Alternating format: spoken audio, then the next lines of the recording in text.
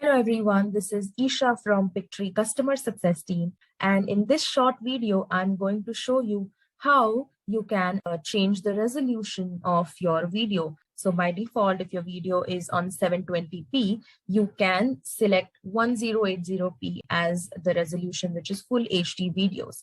Now this feature is only available for premium customers. This will be very useful if you are a Pictory premium customer. You can change your video resolution. Let's see how we can do that. If you see, I am on a project already. This is just a sample project that I have. All I need to do is go to Format.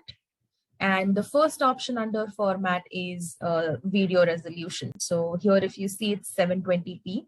I can just select this button, the radio button, for 1080p, and that's it. My video gets converted into 1080p. And it will be saved. Hope this was helpful. Thank you so much.